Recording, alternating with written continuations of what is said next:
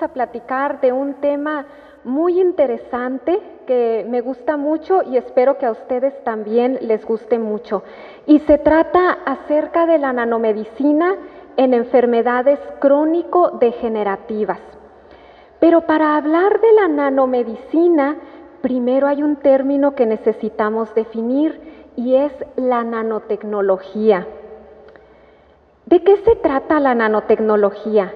La nanotecnología es la manipulación de la materia que mide por lo menos en una de sus dimensiones de entre 1 y 100 nanómetros.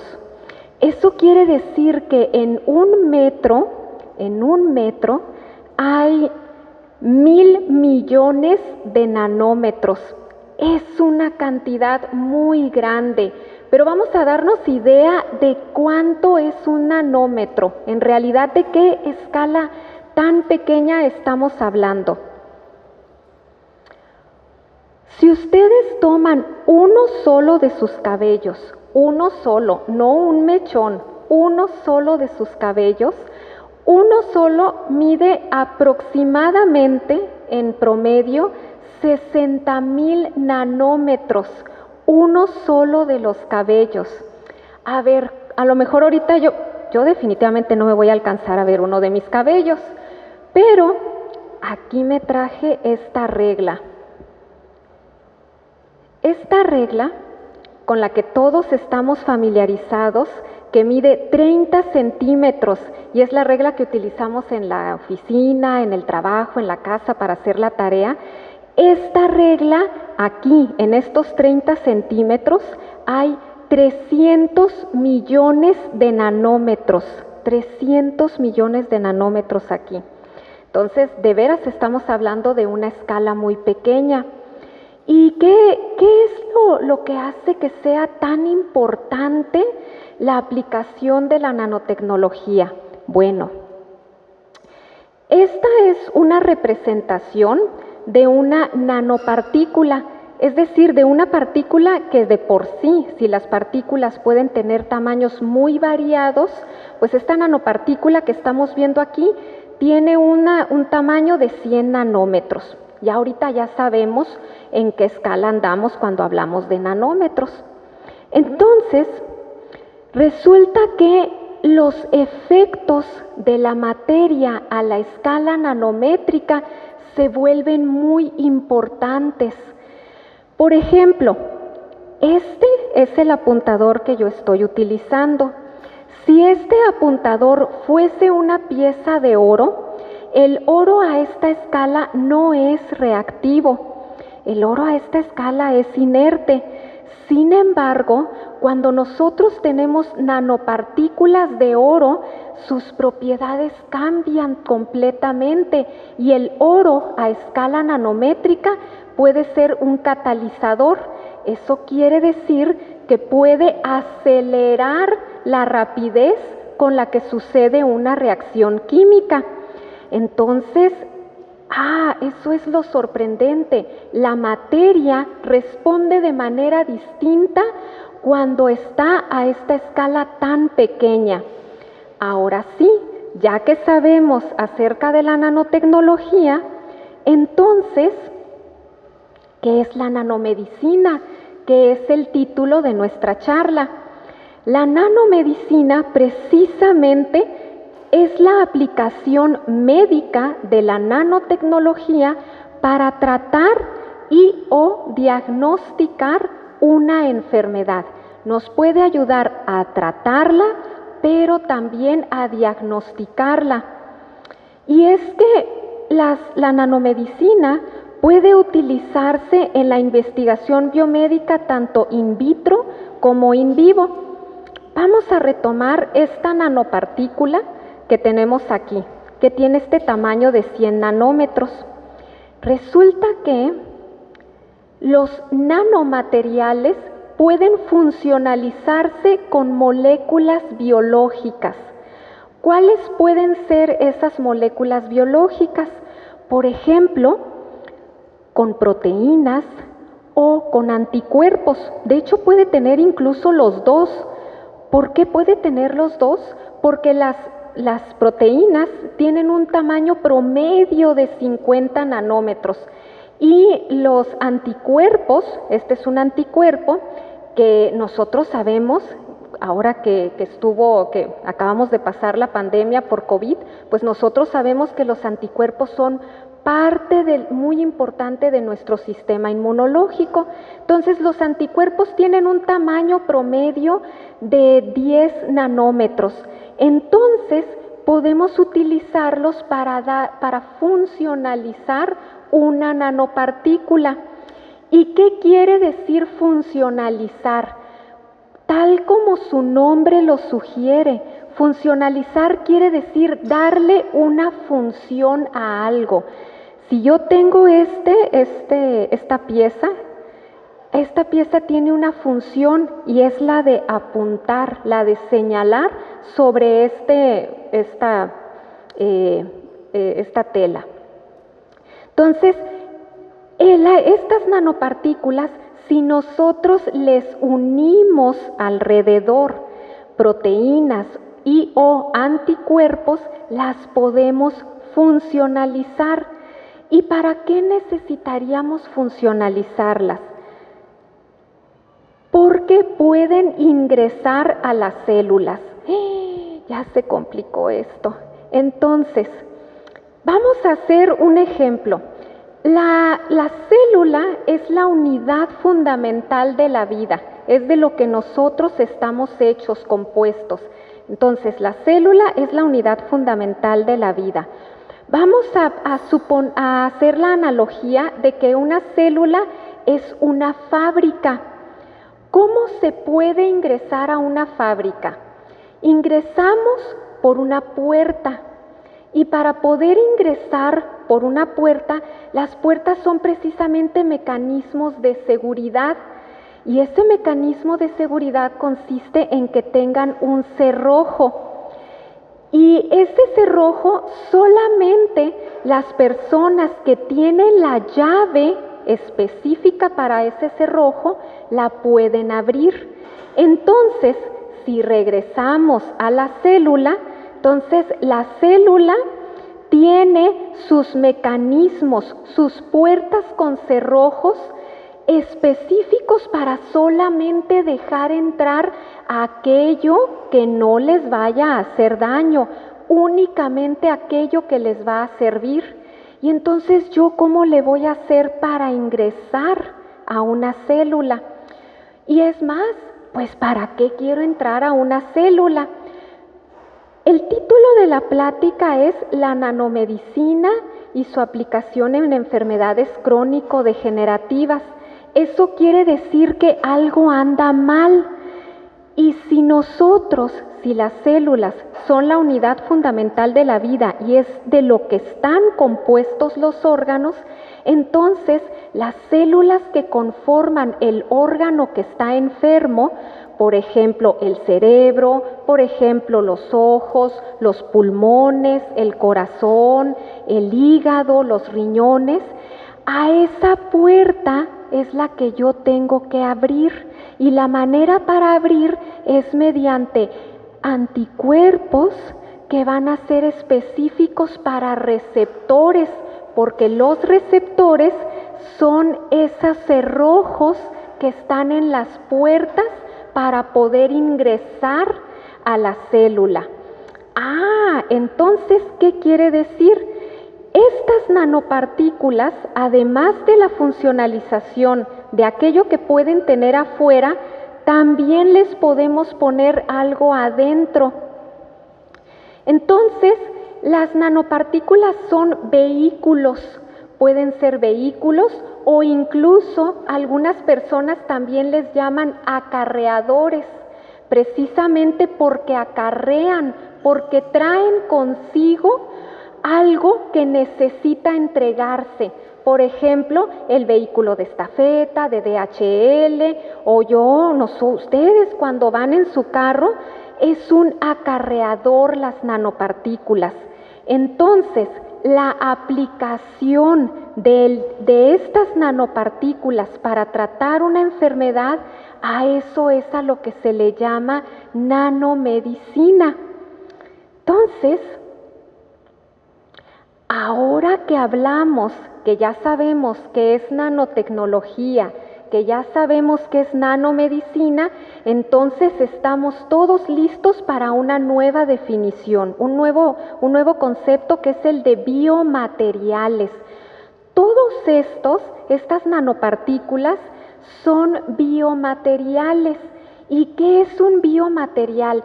Pues su nombre ya nos sugiere que son materiales, ya sea sintéticos o naturales, que se utilicen para reparar, para reemplazar o para mejorar un tejido dañado dentro del cuerpo humano. Entonces, las nanopartículas pueden ser biomateriales. Un parche puede ser un biomaterial. Todo aquello que se haya fabricado, diseñado y fabricado para ayudar a diagnosticar o a tratar una enfermedad, ese va a ser un biomaterial y las nanopartículas entran en esa categoría. ¿Para qué son importantes los biomateriales? Son muy relevantes para el diagnóstico y la terapia de enfermedades, como dispositivos implantables también, porque en esta plática yo me estoy enfocando en la escala nanométrica, pero los biomateriales también abarcan la macroescala. Por ejemplo, la macroplaza del mar, pues se llama macroplaza porque es una plaza grande. Entonces, los materiales que están, pues que ya los podemos ver y tocar con el ojo nada más, sin tener que utilizar un microscopio, esa es la micro y macroescala. Entonces, también son relevantes como sistema de entrega de fármacos, es decir, como vehículos o como acarreadores. Para la bionanotecnología ya ni se diga, y para la ingeniería de tejidos también son muy importantes. Eso entonces ya nos da oportunidad a pasar a la siguiente etapa. ¿Qué es lo que hacemos nosotros en el laboratorio de biomateriales? Bueno, pues déjenme decirles que yo vengo con mucho gusto y con mucho orgullo representando al CICESE, representando al Departamento de Innovación Biomédica y en representación del Laboratorio de Biomateriales. Entonces, ¿qué es lo que hacemos en el Laboratorio de Biomateriales? Pues allí nosotros producimos biomateriales para la entrega controlada y dirigida de fármacos. Nosotros estamos familiarizados con las dianas u objetivos. ¿Qué hacemos? Nosotros lanzamos dardos y lo que nosotros buscamos es que ese dardo llegue al blanco, en el centro. Eso es lo que queremos. Incluso hasta hemos visto algo en las Olimpiadas, ahora que hubo el tiro al blanco, y hubo hasta unos memes muy interesantes que se publicaron respecto a cómo, pues cuando se tiene la habilidad para darle al blanco. Entonces, esto es lo que representa esta diana con los dardos. Nosotros queremos llegar al punto.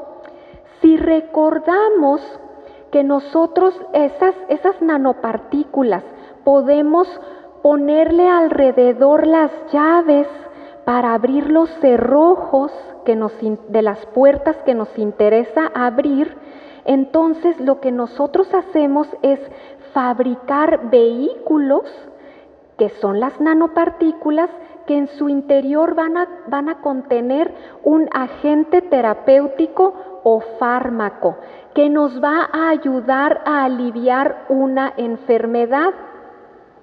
Pero lo vamos a entregar de manera específica porque nosotros alrededor de esa esfera, de esa nanopartícula, le pusimos las llaves que pueden hacer que entren a la célula.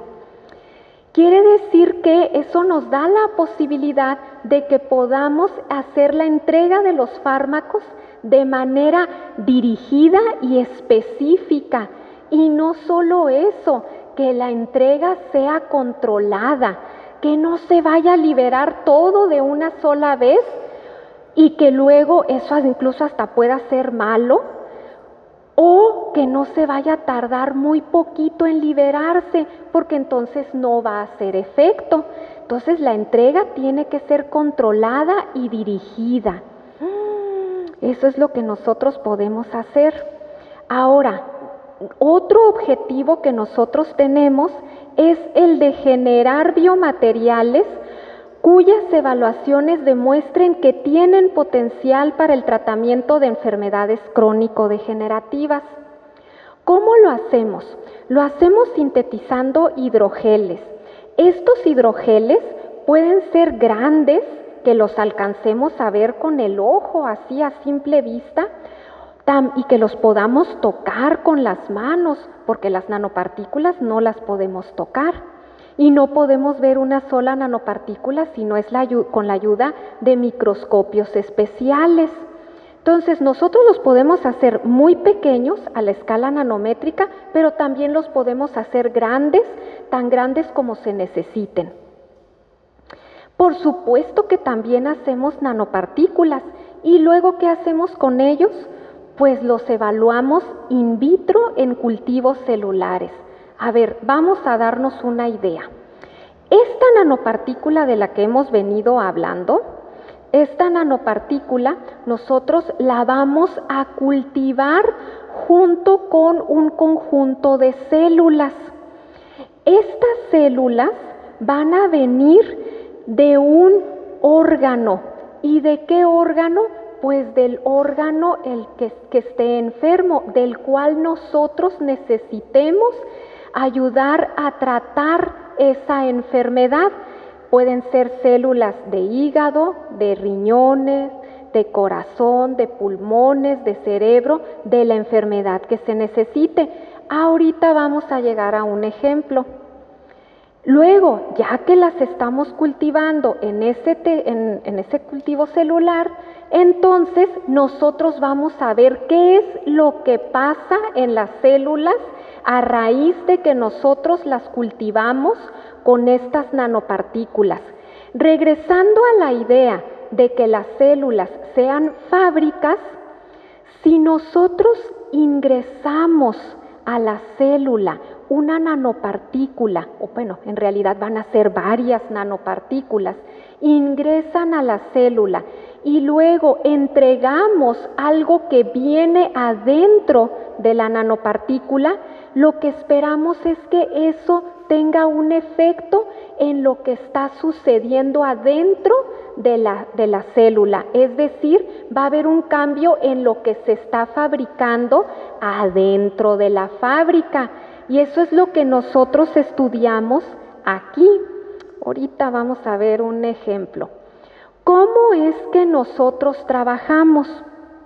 Bueno, primero quisiera compartirles cómo es los pasos que se siguen para el desarrollo de nuevos fármacos.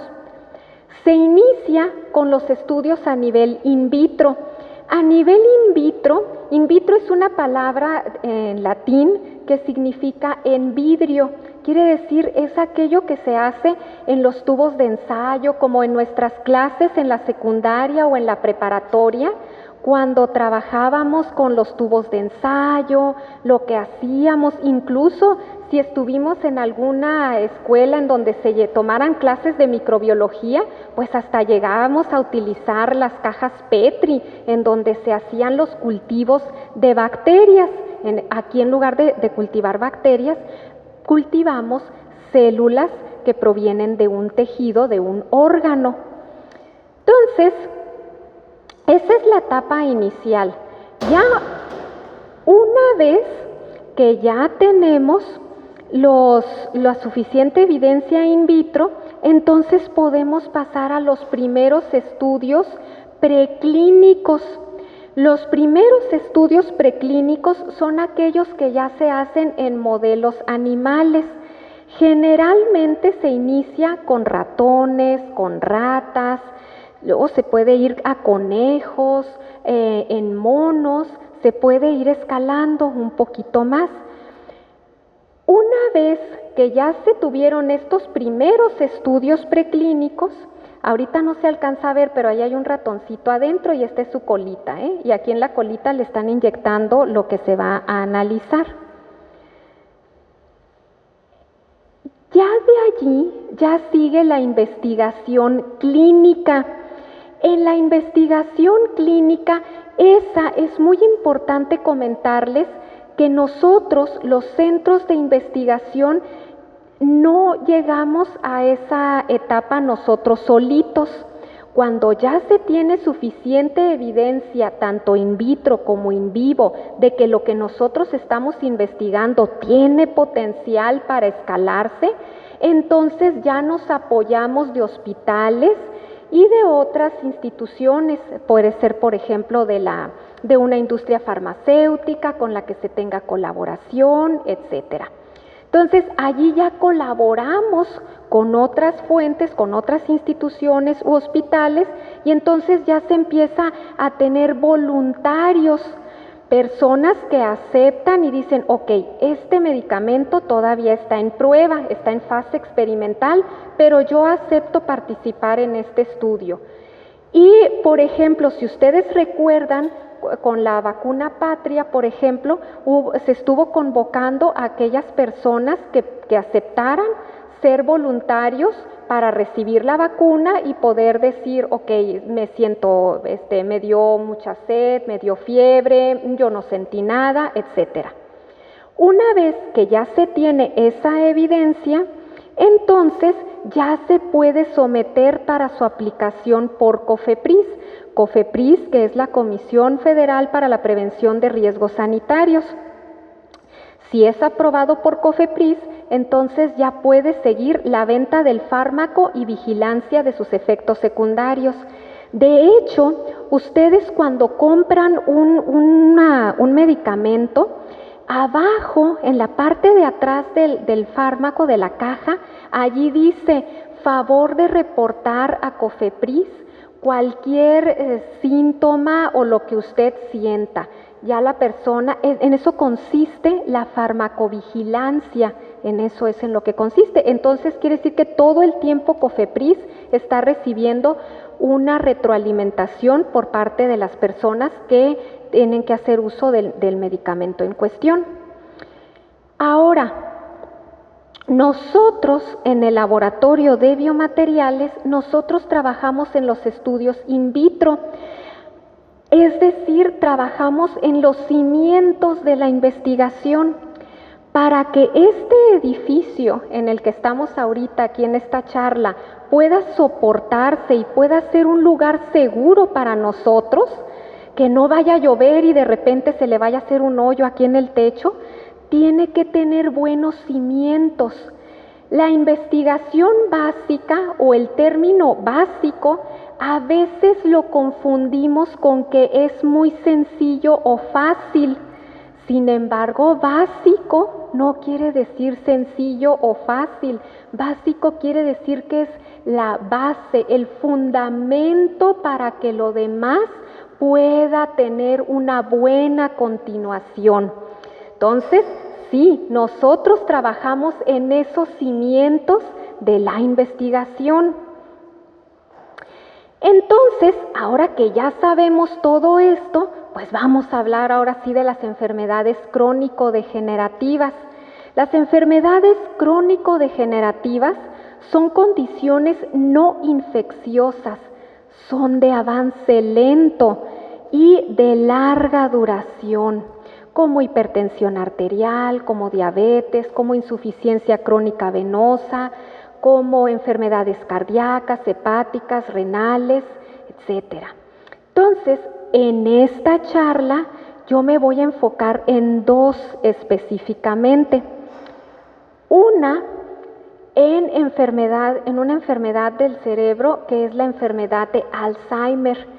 Fíjense que en 2021 el gobierno de México presentó la estadística o la información de que aproximadamente 1.300.000 personas habían sido diagnosticadas hasta 2021 con la enfermedad de Alzheimer aquí en nuestro país. Entonces tiene una prevalencia importante. Y hay otra enfermedad, una enfermedad hepática. Esta enfermedad, que es la esteatosis hepática, fíjense que en 2019 la Asociación Mexicana de Gastroenterología reportó que aproximadamente el 50% de la población de nuestro país está en riesgo de tener esta enfermedad. En 2019 ya sabemos la historia, después vino la pandemia, etcétera. Entonces, ya desde 2019, dado también pues las características de nuestra población, de nuestra dieta, ya dijeron, aquí hay un foco de atención, un foco rojo. Esto apunta a ser un problema de salud de interés nacional.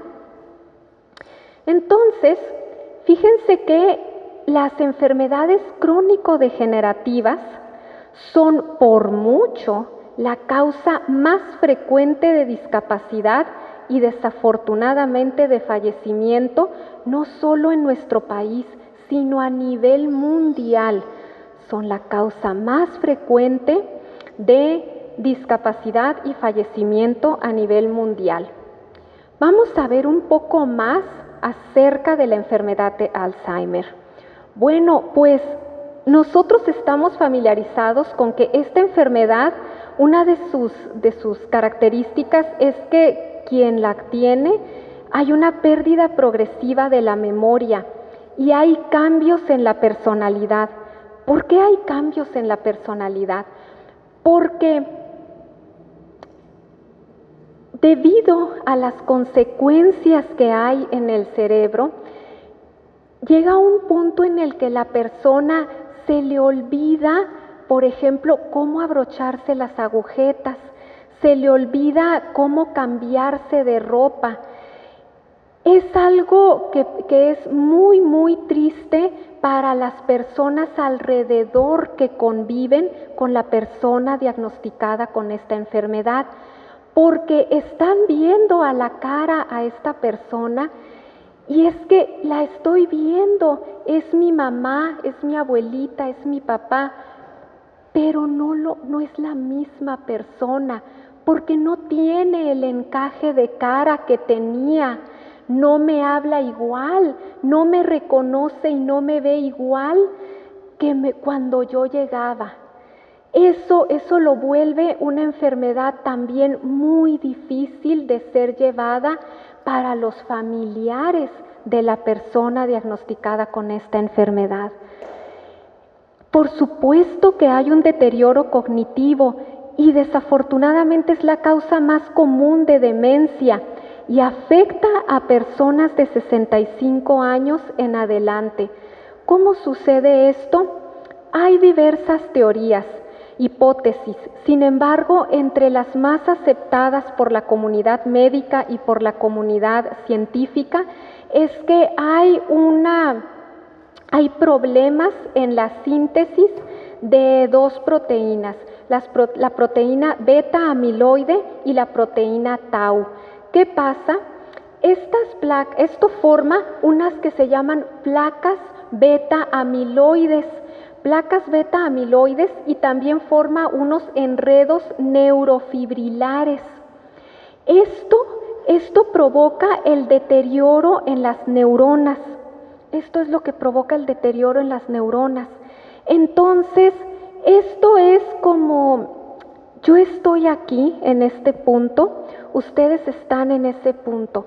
Se empieza a formar aquí una barrera física que a lo mejor al principio, si hablo más fuerte, me van a alcanzar a escuchar, pero para que entre las neuronas haya comunicación, tienen que estar cerca también físicamente. Entonces, si empieza a haber aquí obstáculos entre nosotros, ya no me voy a poder acercar y tocar. Eso, el que haya esa pérdida de comunicación, es lo que va causando también este deterioro, aunado a una serie de procesos complejos, por supuesto, sí complejos, que se suman. Fíjense que hay algo muy impactante, y es que esta enfermedad puede iniciar desde los 40 años aproximadamente. Desde los 40 años. ¿Quién tendría que revisarse? Lo que pasa es que yo les dije que la nanotecnología nos ayuda tanto a tratar como a diagnosticar una enfermedad. Entonces, hay grupos de científicos que están muy empeñados en decir, se necesita que tengamos formas para saber si una persona ya va a tener la enfermedad unos años más adelante. ¿Quién va a ir a evaluarse, a ver si va a tener la enfermedad?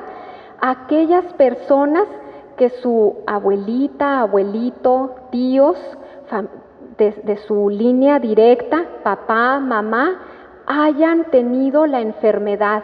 Esas serían las primeras personas que pudiesen estar interesadas en hacerse una prueba diagnóstica para saber si tienen esos elementos característicos de la enfermedad.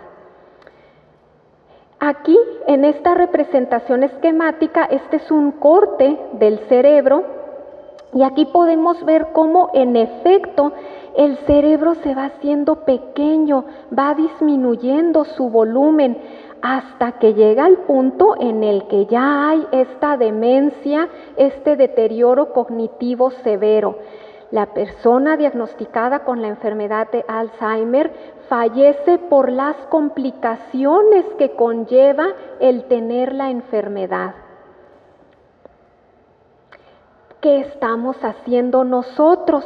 Bueno, pues nosotros estamos en la parte del tratamiento de la enfermedad. Acuérdense, nosotros trabajamos en los cimientos, en la primera parte, en la base, el cimiento. Entonces, nosotros sintetizamos, diseñamos, primero decimos, a ver, ¿con qué células vamos a interactuar? ¿Qué llaves necesito ponerle a las nanopartículas que van a ser esos acarreadores que en su interior van a contener lo que voy a entregar a la célula?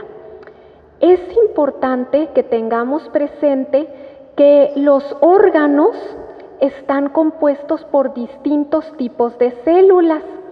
En el caso del cerebro, las células están compuestas por unas células que se llaman astrocitos, por neuronas, por pericitos, por microglía, por distintos tipos de células. Pero nosotros estamos estudiando unas células que se llaman astrocitos, y se llaman astrocitos porque precisamente tienen la forma de una estrella. Y es que estas células, los astrocitos, tienen una función importante a la hora de que uno llega a tener la enfermedad de Alzheimer.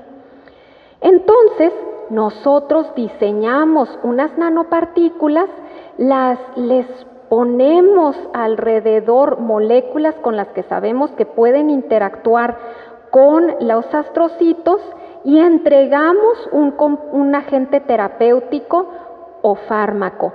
El agente terapéutico que nosotros entregamos son compuestos que tienen actividad antioxidante, es decir, pues que evitan la oxidación. Entonces, les quiero compartir cómo se ven en realidad estas células. Fíjense que aquí, en esta imagen, esta es la barra de escala, y quiere decir que aquí hay 0.4 milímetros. En este espacio nada más. Entonces, si aquí hay 0.4, pues como por acá son 0.8, aquí son 1.2. Muy bien. Entonces, aquí hay miles de células, hay miles de astrocitos.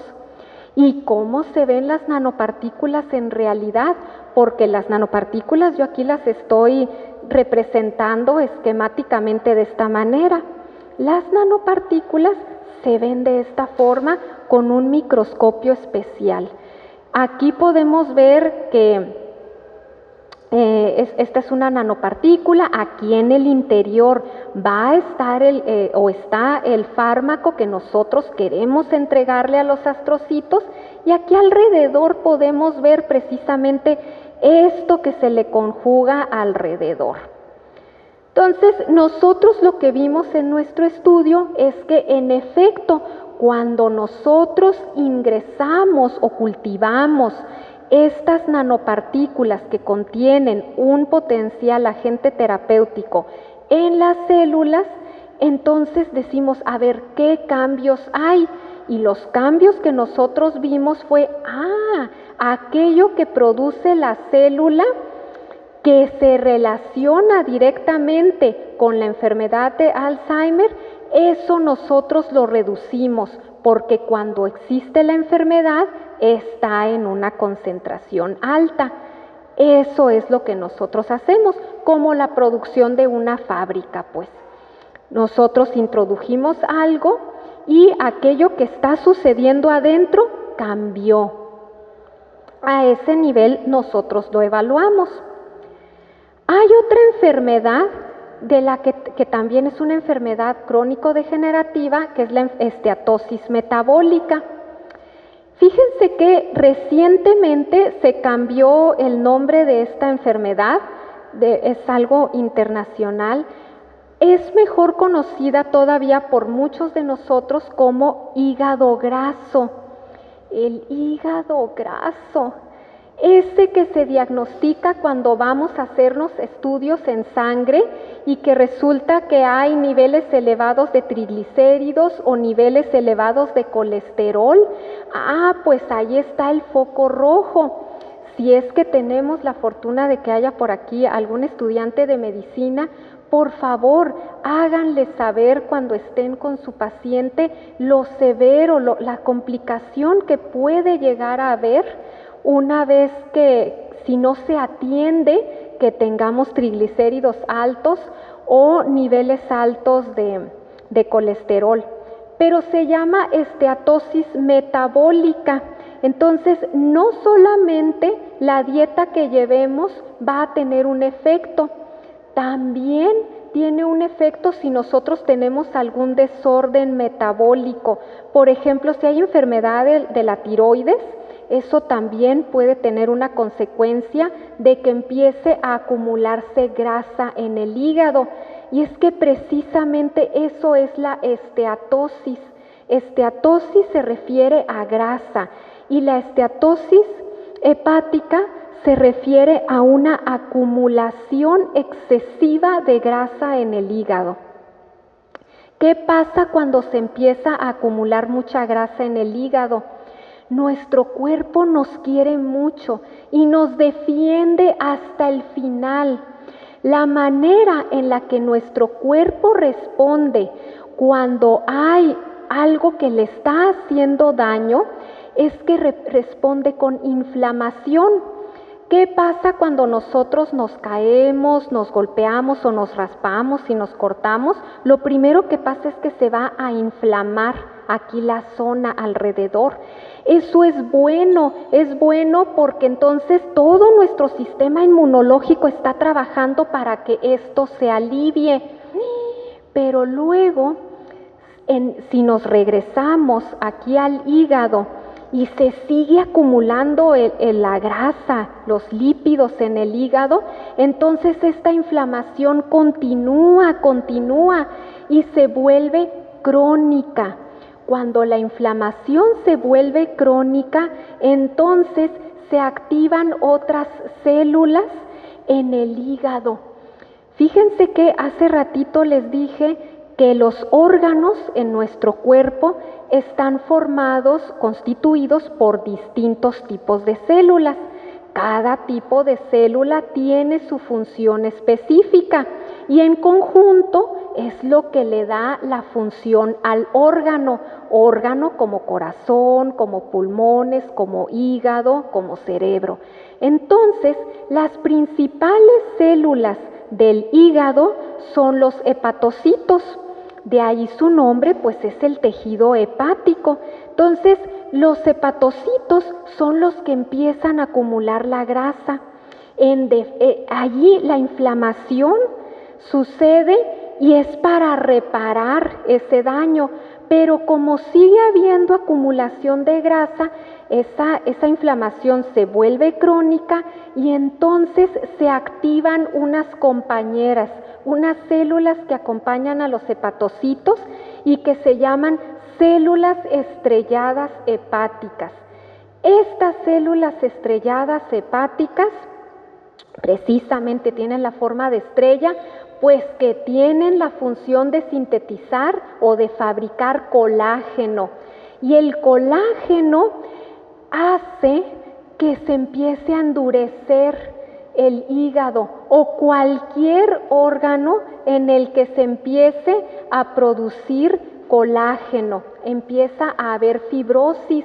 A lo mejor ustedes se acuerdan de que una de las consecuencias de si estuvimos enfermos de COVID, alguna de las consecuencias podría ser fibrosis en los pulmones, precisamente viene en respuesta de esa inflamación, una inflamación severa, continua, persistente, que activa células que producen colágeno. Entonces, los hepatocitos, que son los que le dan la función al hígado, empiezan a morirse y empiezan a haber cada vez más células que producen colágeno. Y entonces, ¿qué pasa? El hígado se endurece y empieza a perder su función. Aquí, en esta representación esquemática, podemos ver cómo poquito a poco puede avanzar la enfermedad hasta un punto en el que ya hay cirrosis o cáncer hepatocelular. Entonces, la fibrosis es un punto importante. Ya hay una inflamación crónica en el hígado. ¿Qué hacemos nosotros? Nosotros, para reducir la fibrosis, fabricamos unas partículas muy pequeñas, unas nanopartículas que tienen un tamaño de 12 nanómetros, y a esas nanopartículas les agregamos una molécula que tiene actividad antioxidante. Y esta es la forma como se ve. Fíjense que con un microscopio especial nosotros aquí estuvimos viendo esta nanopartícula. Aquí pueden ver ustedes que en efecto tiene aproximadamente 10-12 nanómetros de diámetro esta partícula. Entonces, ¿qué fue lo que nosotros hicimos? Aquí hay la silueta de un hombre, y aquí está el hígado. Fíjense que nosotros adquirimos las células de una persona, de un hombre de 41 años de edad que fue diagnosticado con un grado avanzado de fibrosis. Nosotros tomamos estas células estrelladas hepáticas y entonces las cultivamos en una caja de cultivo celular y le agregamos estas nanopartículas. Y vimos qué cambios suceden en el interior de esta célula. Y nosotros vimos que en efecto nosotros podemos reducir la producción, la expresión de proteínas, de moléculas que están directamente asociadas a esa fibrosis. ¡Ah, qué bien! Eso fue lo que estuvimos haciendo. Entonces, en resumen, nosotros estamos trabajando en el desarrollo de biomateriales para aplicaciones terapéuticas. Específicamente en esta charla les estoy platicando de enfermedades crónico-degenerativas como la enfermedad de Alzheimer, como disfunción metabólica asociada a esteatosis hepática, o podemos llamarla todavía con su nombre con el que estamos muy familiarizados, con hígado graso. Ambas enfermedades son consideradas problemas de salud de interés nacional en nuestro país Y nuestro granito de arena consiste en desarrollar biomateriales y evaluarlos en condiciones lo más parecidas posibles al ambiente in vivo. Si nosotros hacemos esto, entonces nosotros podemos aumentar las probabilidades de que estos fármacos puedan tener el efecto que estamos buscando cuando se vayan a evaluar en las siguientes etapas, es decir, en la etapa preclínica. Y si hubo éxito en la etapa preclínica, entonces podemos seguir escalando hasta el punto en el que ya se pueda llegar con la colaboración de otras instituciones farmacéuticas o de hospitales a otras etapas. Antes de concluir esta charla y de pasar a la parte de las preguntas, quiero agradecer al CONACYT, al Consejo Nacional de Ciencia y Tecnología, por el financiamiento que nos ha otorgado para la realización de nuestros proyectos en el estudio en esteatosis de enfermedad por hígado graso, y también quiero agradecer a la Royal Society of Chemistry porque también han financiado parcialmente nuestros estudios en la enfermedad de Alzheimer. Y muy importante, quiero agradecer a mi equipo de investigación, que son Tonantzin, Lisette, Gaby, Lorna, Marco, Horacio, Cecilia, Jimena, Chaula, Lucía y Ricardo. Bueno, pues muchas gracias y por favor háganme saber sus preguntas.